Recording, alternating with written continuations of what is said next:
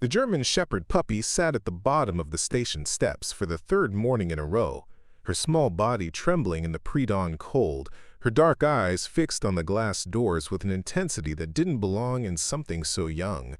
Officer Maria Chen noticed her immediately when she pulled into the lot at 5:47, the same time she'd seen the puppy the previous 2 mornings. The same position, the same desperate, watchful stillness that made Maria's chest tighten with something she couldn't quite name. Maria killed the engine and sat for a moment, watching through her windshield as the puppy's ears swiveled toward the sound of her car door opening. The little dog didn't run. Not yet.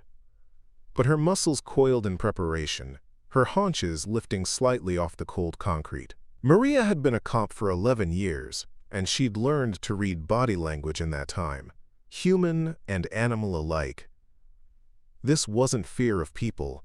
This was something else entirely. The puppy wanted to run toward her, not away, but something was stopping her, some invisible tether of urgency and confusion that kept her locked in place, whimpering softly into the empty morning air. "Hey, sweetheart," Maria called gently, crouching down at the base of the steps and extending one hand, palm up. "It's okay. Nobody's going to hurt you." The puppy's whimper grew louder, more insistent, a sound that twisted something deep in Maria's gut. The little dog took 2 hesitant steps forward, then froze again, her whole body quaking. Her paws were caked with mud and something darker, dried blood maybe, and her ribs showed too clearly beneath her tan and black coat. Maria's jaw tightened. This wasn't a stray that had wandered away from a careless owner. This was a dog in crisis, a dog that had traveled and suffered, a dog that was here for a reason. Maria had asked around the station yesterday after the second sighting. No one had reported a missing German Shepherd puppy. No one had called about a litter. Animal control had no record of an abandoned dog in this area. It was as if the puppy had materialized out of nowhere, driven by some invisible need that only she understood. Officer Brendan Cole had joked that maybe she was a ghost dog. Maybe she was haunting them for some past injustice, and everyone had laughed, but Maria hadn't, because there was nothing funny about the look in that puppy's eyes. The puppy took another step forward, close enough now that Maria could see the scratches on her muzzle and the raw patches on her front legs where she'd been digging or squeezing through something tight and unforgiving. Maria's throat constricted. "What happened to you?" she whispered. "Where did you come from?" The puppy's ears flattened, and then she did something that made Maria's breath catch. She stepped forward, closed the distance between them in 3 quick bounds, and gently, carefully, closed her teeth around the fabric of Maria's uniform, pant leg just above her boot. Not biting, not tearing, just holding, just tugging, just begging in the only way she knew how. Maria's heart slammed against her ribs. "You want me to follow you?" she said aloud, the words barely more than a breath. "That's what this is. You've been coming here because you need help, and you need me to come with you." The puppy released her pant leg, took 3 quick steps toward the parking lot exit, then spun back to stare at Maria with those impossibly dark, impossibly urgent eyes. She barked once, a high, sharp sound that echoed off the brick face of the station, and then she whined again, her whole body vibrating with desperate energy. Maria felt the weight of the decision settle onto her shoulders like a physical thing. Protocol said she should call animal control. Protocol said she should file a report and let the right people handle it. Protocol said she had a shift starting in 12 minutes and a stack of case files waiting on her desk. But Protocol didn't explain why this puppy had chosen their station, their doors, 3 mornings in a row. Protocol didn't account for the blood on her paws, or the way she looked back over her shoulder now, already moving toward the street, already expecting Maria to follow. Maria pulled her phone from her belt and texted her sergeant. "Running 20 minutes late. Possible welfare check. Will update soon." She didn't wait for a response.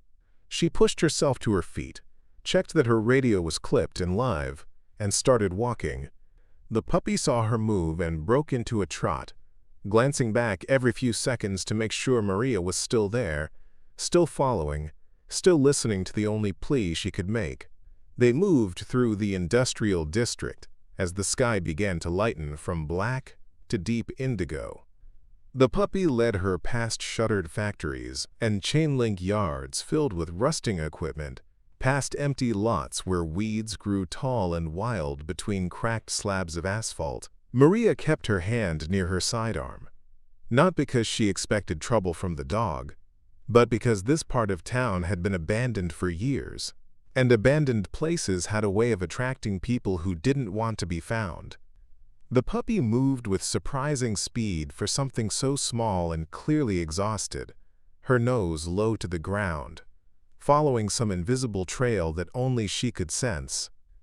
They'd been walking for nearly 15 minutes when the puppy stopped abruptly at the edge of an overgrown lot, her body going rigid, her gaze fixed on a low concrete structure half hidden behind a collapsing fence. Maria recognized it, an old storage facility that had been closed down after the company that owned it went bankrupt. She'd driven past it 100 times and never given it a second thought. It was just another dead building in a neighborhood full of them. But now, standing here with the puppy trembling at her feet, Maria felt the hairs on the back of her neck lift. The puppy whined, again softer this time, and pushed her nose against Maria's leg. Then she darted forward, squeezing through a gap in the fence that was barely wide enough for her small body. Maria swore under her breath and grabbed the chain link with both hands, pulling hard until the corroded metal gave way enough for her to slip through. The puppy was already 20 feet ahead, standing at a boarded-up door on the side of the building, scratching at the wood with both front paws, her whimpers rising into something that sounded horribly close to sobbing.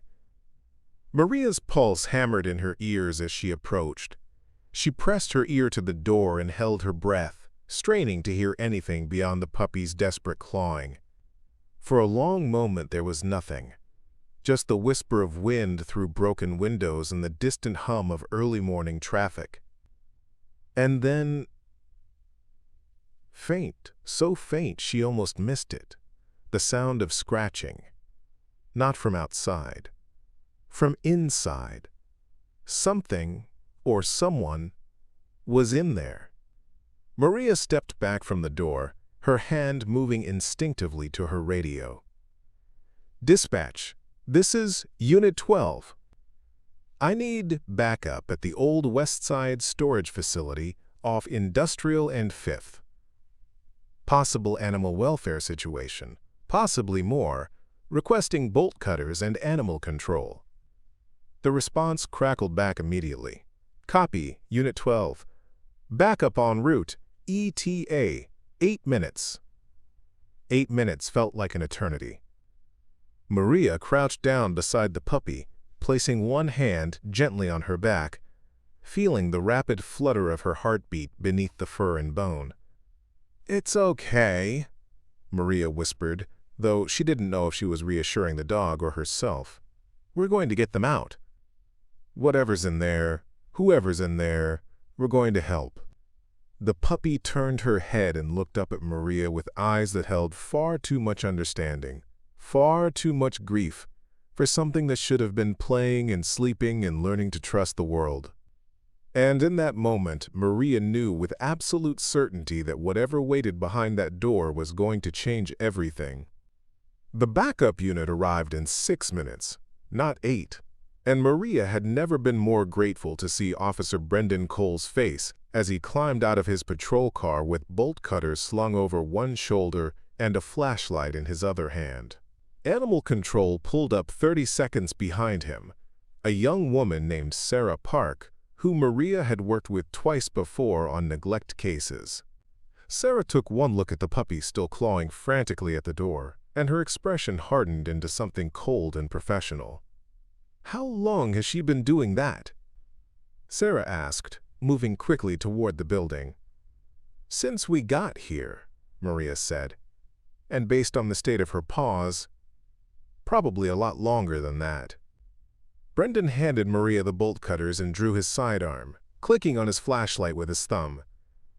"We don't know what's in there," he said quietly. "Could be animals. Could be people. Could be both." His eyes flicked to Maria's face. "You ready?"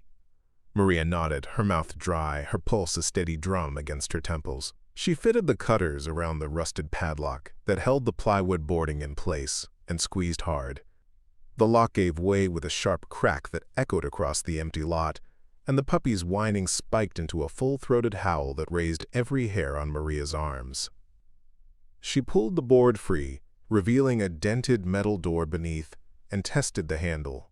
It turned, unlocked, and the door swung inward on shrieking hinges to reveal a concrete stairwell descending into absolute darkness. The smell hit them immediately. Rot and waste, and something metallic and sour that made Maria's stomach twist.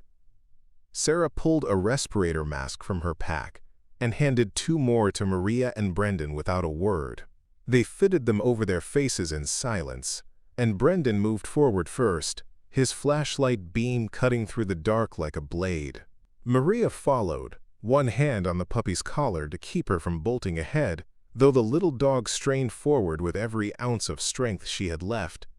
The stairs were steep and narrow, the walls slick with moisture and something darker that Maria didn't want to identify.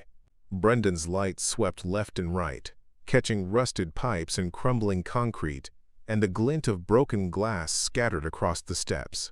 At the bottom, the stairwell opened into a low-ceilinged basement that stretched back into shadow, lined with old metal shelving units and rotting cardboard boxes that had collapsed into shapeless piles. And there, in the far corner, chained to a support beam with barely 3 feet of slack, was an adult German shepherd. Maria's breath stopped in her chest. The dog was emaciated, her ribs and spine visible even in the dim light, her coat matted and filthy. But she was alive. Her head lifted as the flashlight found her, and her eyes, glassy and exhausted but still aware, fixed on the puppy straining in Maria's grip. A low whine escaped her throat, and she tried to rise, her legs shaking violently with the effort. And then Maria saw them. 2 more puppies, even smaller than the one she was holding, curled against the mother dog's belly, their tiny bodies barely moving. "Jesus Christ," Brendan whispered, his voice muffled by the mask but thick with horror. "How long have they been down here?" Sarah was already moving forward, her veterinary kit open, her hands steady despite the rage Maria could see burning in her eyes. "At least 3 days without water," she said, her voice clipped and clinical. "Maybe longer. The mother's in shock, severe dehydration, probable malnutrition." She knelt beside the dog and reached out slowly, letting the mother sniff her gloved hand before touching her.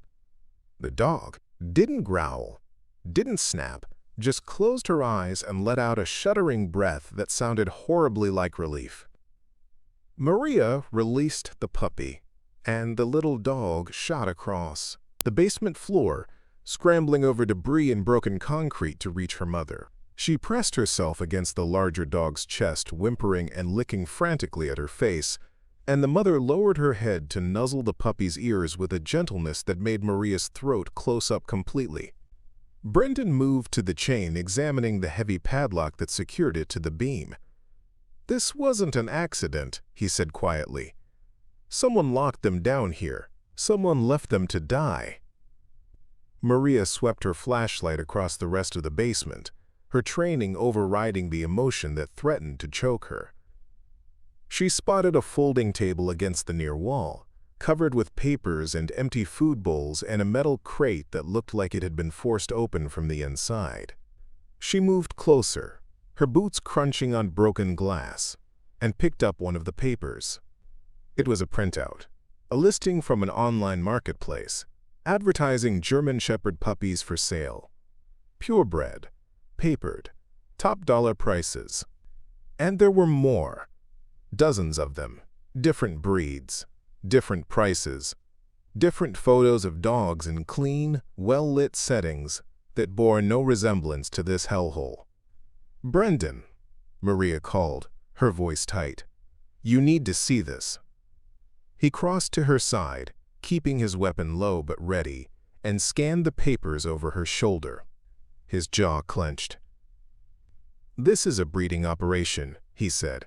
"They're stealing dogs, breeding them, selling the puppies, and dumping the mothers when they're used up." Sarah's voice cut through from the corner, sharp and urgent. "I need transport now. The mother's crashing. If we don't get her to a clinic in the next 20 minutes, we're going to lose her." Maria spun back toward the dogs, her heart lurching. Sarah had an IV line in the mother dog's foreleg, a bag of saline held high in one hand, her other hand pressed to the dog's chest, feeling for a heartbeat that was clearly fading. The two smaller puppies had been wrapped in an emergency blanket and tucked into Sarah's open kit, their tiny faces barely visible. The brave puppy who had led Maria here stood beside her mother's head, licking her muzzle, refusing to move, even as Sarah worked. Brendan was already on his radio, barking orders for an emergency vet transport and a forensics team. Maria knelt beside the mother dog and placed one hand gently on her head, feeling the heat of fever beneath the matted fur. "You're gonna be okay," she whispered, though she had no idea if that was true. "Your baby brought us here. She didn't give up on you. We're not giving up either." The dog's eyes opened, just barely, and for a heartbeat, Maria could have sworn she saw recognition there. Gratitude, trust. And then her eyes closed again, her breathing shallow and labored, her body going limp against the cold concrete. Sarah swore under her breath and pressed harder on the dog's chest, counting compressions, her face a mask of fierce concentration. Puppy howled, a sound of pure anguish, and Maria had to blink hard against the burn in her eyes. Footsteps thundered down the stairs, and two paramedics appeared with a stretcher and a portable oxygen unit. They moved with practiced efficiency, transferring the mother dog onto the stretcher while Sarah kept the IV line steady and continued her count. The smaller puppies were handed off to a second animal control officer who had appeared behind the paramedics, and within 90 seconds the entire team was moving back up the stairs, boots pounding on concrete, radios crackling with coordinates and medical codes that Maria barely registered. She scooped up the brave puppy and followed, holding the trembling body close to her chest, feeling the wild hammering of the little heart against her palm. Brendan stayed behind to secure the scene, his flashlight already sweeping back over the evidence scattered across the basement. As Maria emerged into the morning light, the sun just cresting the horizon and painting the sky in shades of gold and amber, she looked down at the puppy in her arms and made a silent promise. Whoever did this, whoever left these dogs to suffer and die in the dark, she was going to find them, and she was going to make sure they answered for every single moment of pain.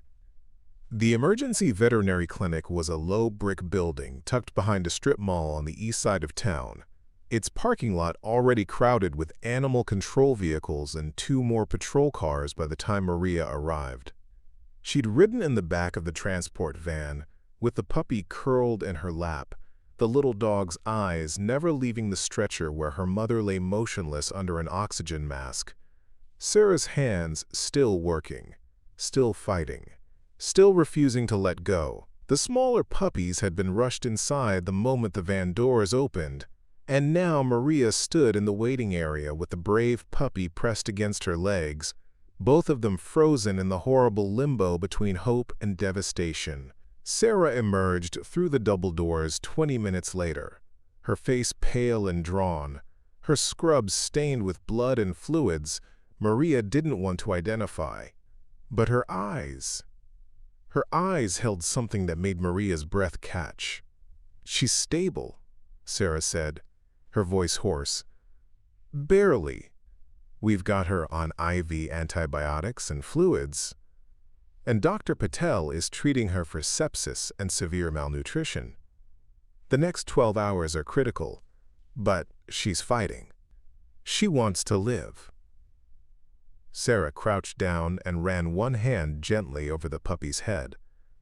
Thanks to this little one, she's got a chance. Maria's knees went weak with relief, and she had to lock them to keep from sinking to the floor. And the other puppies? Dehydrated and underweight, but responsive. Sarah said, "They're going to make it." She straightened, her expression shifting into something harder, something colder. "But Maria, when we were getting her stabilized, Dr. Patel found something. The mother dog has a microchip." Maria's pulse spiked. "Can you trace it?" Sarah nodded and pulled a folded printout from her pocket, handing it over. Maria unfolded it with shaking hands and scanned the registration information. The name jumped out at her like a physical blow. Riley. Registered owner, Officer Michael Torres, Ridgemont Police Department, K-9 Unit. Registration date, 6 years ago, and then a note at the bottom in red text. Status: deceased. Retired from service following handler's death in the line of duty 18 months prior. Adoption pending. Maria's stomach turned to ice. "She's a police dog," she whispered. She was Torres's K-9 partner. Maria had never met Officer Torres. He'd worked 2 counties over, but she remembered hearing about his death, an undercover drug operation that had gone sideways. He'd been shot during a raid, and his K-9 partner, Riley, had been reported killed in the same firefight. The whole region had mourned. There had been a funeral with full honors, bagpipes, and a flag-draped casket, and a riderless horse. And now, 18 months later, Riley was alive, chained in a basement, starving, bred for profit by someone who had stolen her and erased her. "Jesus!" Sarah breathed, reading over Maria's shoulder. Someone faked her death. They took her right out of that scene and… What? Sold her? Used her? Maria's hands clenched into fists, crumpling the paper. "We need to contact Ridgemont PD. We need to find out who had access to that scene, who handled the body recovery, who signed off on her death." Her mind was already racing ahead, cataloging every piece of evidence they'd found in that basement, every paper on that folding table, every scrap of information that might lead them to whoever had done this. "And we need to pull surveillance from every business within a mile of that storage facility. Someone's been going in and out. Someone's been feeding those dogs just enough to keep them alive, just enough to keep breeding them." Sarah nodded, already pulling out her phone. "I'll get Dr. Patel to document every injury, every scar, every sign of trauma. If this goes to trial, and it will, we're going to bury them." Maria looked down at the puppy still pressed against her leg, the little dog's eyes fixed on the double doors as if she could see through them to where her mother lay, fighting for every breath. "You saved her," Maria whispered, crouching down and cupping the puppy's face gently in both hands. "You walked 2 miles, 3 mornings in a row, until someone listened. You didn't stop. You didn't give up." The puppy licked her palm once, a soft, tentative gesture of trust, and Maria felt something crack open in her chest, something that had been locked down and armored for 11 years of seeing the worst humanity had to offer. She stayed at the clinic for another hour, making calls and coordinating with Brendan and the forensics team still processing the basement.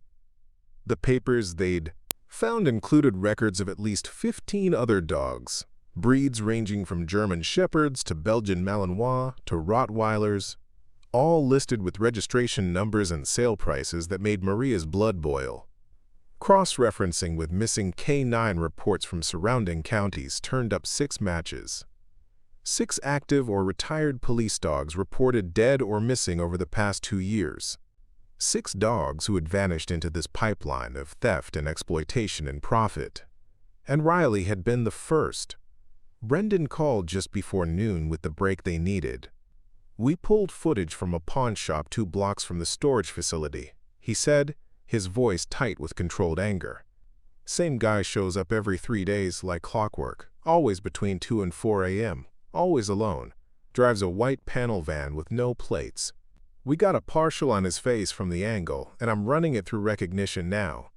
And Maria, one of the boxes in that basement had shipping labels. They've been moving dogs through a network of online sellers using fake identities and P.O. boxes across 4 states. This isn't some small-time backyard breeder. This is organized. Maria's jaw clenched. How many arrests are we looking at? If this shakes out the way I think it will, at least a dozen, maybe more. We've got the FBI interested now because of the interstate trafficking component, and they're coordinating with animal welfare orgs that have been tracking this kind of operation for years. You just cracked something big, Maria. She should have felt satisfaction, pride, something. But all she felt was a cold, hollow rage and a desperate need to see Riley open her eyes again, to see her stand, to see her reunited with the people who had loved her and thought she was gone forever. "Keep me updated," Maria said. "I'm staying here until she's out of the woods." "Copy that," Brendan said, and the line went dead. Maria spent the rest of the afternoon in the waiting area with the puppy curled in her lap, both of them dozing in fits and starts, both of them startling awake every time the double doors opened. Sarah brought updates every hour. Riley's vitals were stabilizing. Her fever was coming down. She'd taken water from a syringe, small victories that felt monumental in the face of how close they'd come to losing her. The smaller puppies were doing well, already nursing from bottles and gaining strength, their tiny bodies warm and safe in the clinic's intensive care unit. As the sun began to set and golden light slanted through the waiting room windows, Dr. Patel finally emerged with the news Maria had been holding her breath for. "She's awake," he said, a tired smile softening his face. "And she's asking for her baby." Maria's throat closed. She looked down at the puppy in her lap, the brave, relentless little soul who had refused to let her mother become just another nameless victim, and nodded. "Let's go," she whispered. The puppy's ears swiveled forward. And together, officer and dog, they walked through the double doors to face whatever came next.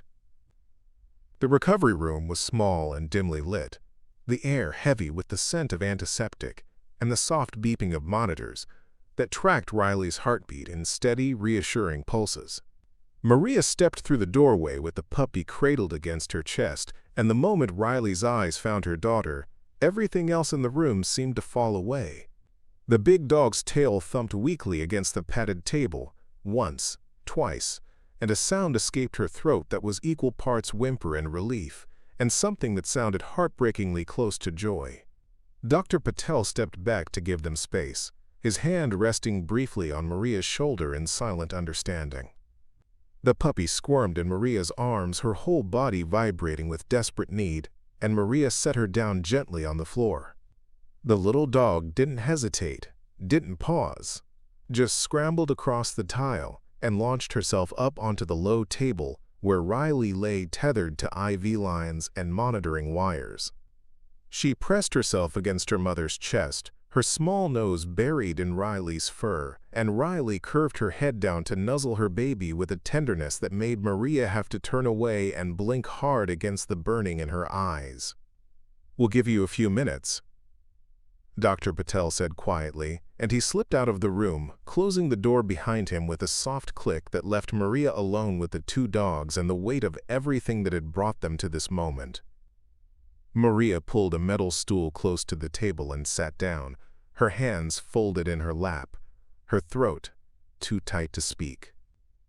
Riley's eyes shifted to her, dark and knowing and still carrying the shadow of 18 months of hell. And Maria saw the question there. The plea. The need to know if this was real, if the nightmare was truly over, if she was safe now. "You're safe," Maria whispered, her voice cracking. "I promise you, you're safe. And we're going to find everyone who did this to you. Every single one of them." Riley's eyes closed, and her breathing evened out into something deeper and more restful than the shallow, labored gasps Maria had heard in that basement. The puppy settled against her mother's side, one small paw resting on Riley's foreleg, and within minutes both dogs were asleep, exhausted, but together, Maria stayed with them for another hour, watching the monitors, watching the rise and fall of Riley's ribs, watching the way the puppy's ears twitched in her sleep as if she were chasing something in her dreams, something better than the last 3 days had given her. By the time Maria finally left the clinic, the sky had gone full dark, and the first stars were beginning to appear overhead. Brendan was waiting for her in the parking lot, leaning against the hood of his patrol car with his arms crossed and an expression on his face that told Maria everything she needed to know before he even opened his mouth. "We got him," Brendan said. Facial recognition came back with a match. Name's Eric Stoddard, 42 years old. Priors for theft and animal cruelty going back 15 years. He's been operating under at least 6 aliases across 4 states, moving every time someone got close. But this time, we were faster. Maria's pulse quickened. "Where is he?" "In custody. FB. I picked him up 2 hours ago at a motel outside Ridgemont. He had 3 more dogs in his van, all of them microchipped. All of them reported missing from K9 units in the last year." Brendan's jaw tightened. "And he gave up his partners. All of them. We've got names, addresses, financial records. This whole network is coming down tonight, Maria. Coordinated raids across 3 counties. Every location. Every player." Maria felt something loosen in her chest. Something that had been coiled tight since the moment she'd seen Riley chained in that basement. "How many dogs are we bringing in?" 27 so far, Brendan said. "And that number's going to climb. Animal Control is setting up emergency foster networks, and we've got vets standing by at 4 different clinics. It's going to be a long night. But every single one of those dogs is coming home." Maria nodded, her throat too full to speak. Brendan reached out and squeezed her shoulder, his grip firm and grounding. "You did good, Maria. That puppy led you straight to the heart of this thing. Without her, without you listening, Riley would be dead by now, and all those other dogs would still be out there." "She's the hero," Maria said quietly. "Not me. She's the one who wouldn't quit." Brendan smiled, a tired, genuine expression that softened the hard lines of his face. "Then, I guess you two make a pretty good team." The raids went down just after midnight, and Maria listened to the radio traffic from the clinic parking lot, unable to leave. Unable to step away from Riley and the puppies until she knew for certain that every piece of this operation had been dismantled. The reports came in one after another. 12 arrests, 16 dogs recovered from a warehouse in Bentley, 4 more from a residential property in Glenwood, 3 puppies found in a storage unit that matched the one where Riley had been held. Every update felt like a small piece of justice, a small piece of the world being set right again. By dawn, the network was broken. Every player was in custody. Every dog was accounted for. And Maria finally allowed herself to go home, shower, and sleep for 4 hours, before her phone buzzed with a message from Sarah that pulled her immediately back to the clinic. "Riley's original handler wants to see her. He's on his way." Maria's heart clenched. Officer Michael Torres had been Riley's partner for 4 years before his death, except he hadn't died. The reports had been wrong. The intelligence had been faulty. Torres had survived the shooting, spent 6 months in recovery, and returned to duty with a different unit, believing his canine partner had been killed in the firefight that nearly took his life. Maria had spoken to him briefly the night before, her voice shaking as she explained that Riley was alive, that she'd been found, that she was going to make it. The silence on the other end of the line had stretched so long Maria thought the call had dropped. And then she'd heard him cry. She met him in the clinic lobby just after 10 in the morning. He was a tall man in his mid-40s with graying hair and a scar that ran from his temple to his jaw, a reminder of the bullet that had nearly killed him. His eyes were red-rimmed and exhausted, and his hand shook as he signed the visitor log. "Is she... can I?" "She's awake," Maria said gently, "and she's been asking for you." Torres's face crumpled, and he had to press one hand over his mouth to hold back the sob that tried to escape. Maria gave him a moment, then led him through the double doors and down the hallway to the recovery room where Riley lay resting, the puppy still curled at her side. Dr. Patel stepped out as they approached, and Maria pushed the door open without a word. Riley's head lifted the moment Torres stepped into the room. Her ears came forward, her body going rigid with disbelief, and then she let out a sound Maria had never heard from a dog before. A keening, desperate cry of recognition and grief and overwhelming relief all tangled together.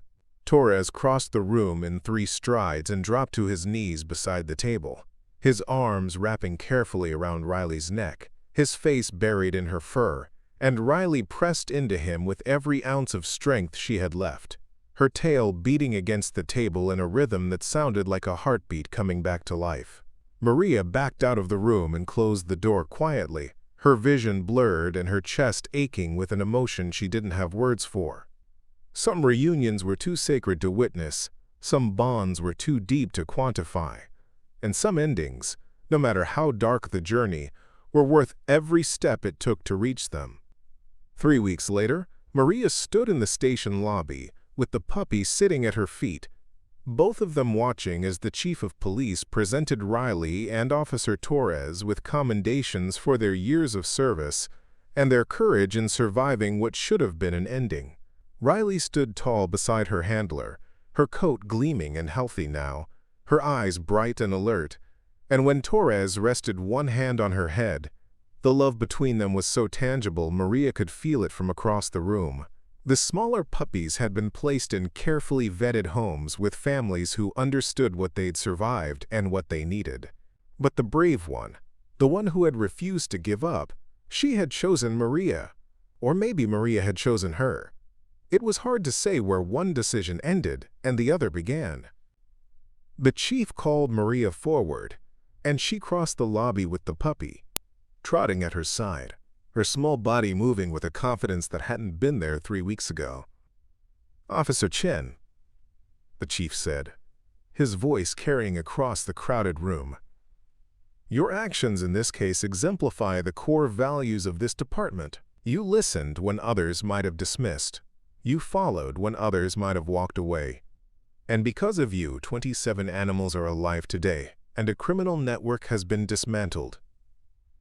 He handed her a framed certificate, and the room erupted in applause, but Maria barely heard it.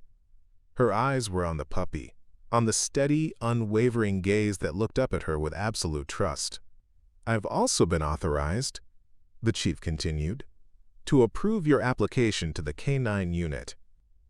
Pending successful completion of the training program, you and your partner will be joining Officer Torres and Riley on active duty in 6 months. Maria's breath caught. She looked down at the puppy, no longer just a frightened, desperate soul begging for help, but a future partner, a future protector, a future hero. "Hear that, Scout?" Maria whispered, using the name that had felt right from the moment she decided to keep her. "We're going to be a team." Scout's tail wagged once, firm and sure, and she leaned against Maria's leg with the kind of trust that only came from knowing someone would never let you down. 6 months later, on a cold morning that felt eerily like the one where everything had started, Maria stood at the bottom of the station steps with Scout sitting at her side in full K9 vest and gear. The graduation ceremony had been the day before, formal and proud and filled with families and officials and cameras. But this moment was just for them.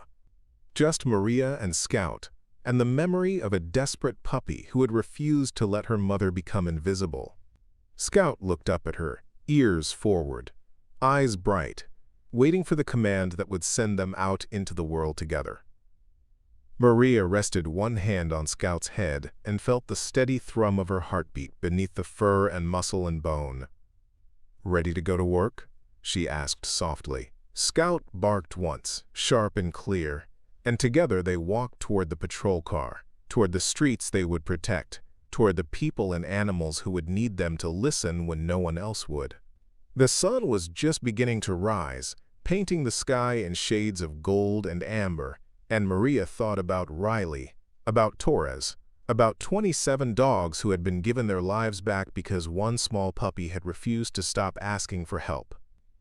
Some stories ended in darkness, some stories ended in loss, but this one ended in light. And, Maria thought as Scout jumped into the back of the patrol car and settled into her spot with the ease of someone who had finally found where she belonged, was the only ending that mattered.